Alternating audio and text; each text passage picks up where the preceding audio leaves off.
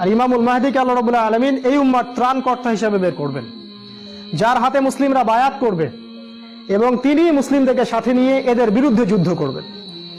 এবং এই যুদ্ধে প্রথম দিকে মুসলিমরা অনেক পরাজিত অবস্থায় থাকবে, অনেক মুসলিম মারা যাবে। আল্লাহ রাসূল বলেছেন 3 ভাগের 1 ভাগ মুসলিমই শহীদ হয়ে যাবে। আমরা দোয়া করি ওদের একজন যেন আমরা হতে পারি। 1 ভাগ মুসলিম যুদ্ধের ময়দান থেকে পালায় যাবে।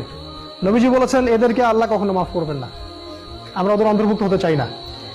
আমাদের নবীজি বলেছেন 1 ভাগ মুসলিম বাকি থাকবে, অল্প কিছু মুসলিম, আল্লাহ ভালো জানেন, অল্প কিছু মুসলিম, এই মুসলিমদের হাতে আল্লাহ পাক বিজয় দান করবেন এবং ওই পশ্চিমা সভ্যতার পতন ঘটবে। আমেরিকা বলে কোনো কান্ট্রি পৃথিবীতে থাকবে না, ইসরায়েল ধ্বংস হবে, এই পুরো ব্রিটেন পশ্চিমা সভ্যতা ধ্বংস হয়ে যাবে, পৃথিবীর আয়তন কমে আসবে, টেকনোলজি গুলোও চলে যাবে, মানুষ আবার ওই ঘোড়া, ওই ঢাল, ওই তলোয়ারের যুগেতে ফিরে যাবে, ঠিক আগের যুগে। এরা যতই বলুক ভিশন 2050 ইত্যাদি ইত্যাদি, এগুলোতে কান দিবেন না। এরা হচ্ছে সব অন্ধ মানুষ, অন্ধ। এদের কাছে কোরআন সুন্নাহর জ্ঞান নাই, আমাদের কাছে চূড়ান্ত জ্ঞান আছে। এরপর কি হবে? এরপর দাজ্জাল বের হবে। এরপরে যখন ইমাম মাহদী যখন মুসলিমদেরকে নিয়ে বিজয় করবেন, তারপরে বের হবে দাজ্জাল মানুষের বেশে, একজন মানুষের বেশে, কোকড়ানো চুল, চোখগুলো একটা চোখ অন্ধের মতো, আপনার শক্তিশালী দেহ এবং খুবই শক্তিশালী, মানে সে দ্রুত ফ্লাই করতে পারবে, অনেক শক্তি থাকবে তার মধ্যে।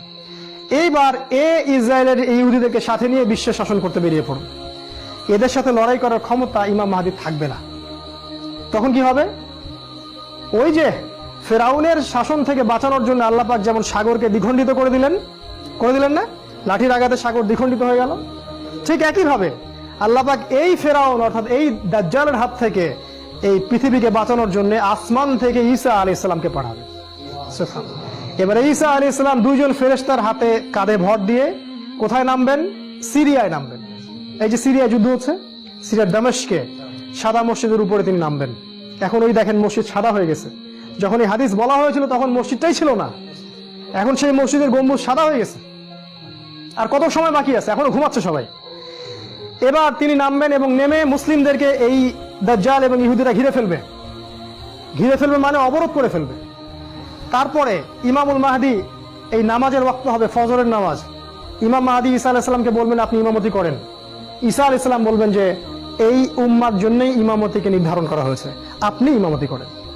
আমি যেটা বলছিলাম, ঈসা আলাইহিস সালাম ইমামতি করবেন না, ইমাম মাহদীকে তিনি ইমামতি করতে দিবেন। এটা আমাদের উম্মতের জন্য একটা গর্বের বিষয়। নামাজ শেষ হবে, ঈসা আলাইহিস সালাম বলবেন দরজা খুলে দাও। ঈসা আলাইহিস সালাম বের হবেন মসজিদ থেকে এবং তাকে দেখা মাত্রই দাজ্জাল পালানো শুরু করবে। বলে দিছি দাজ্জাল কিন্তু একজন মানুষ হবে, কোনো সভ্যতা নয়, কোনো দেশ নয়।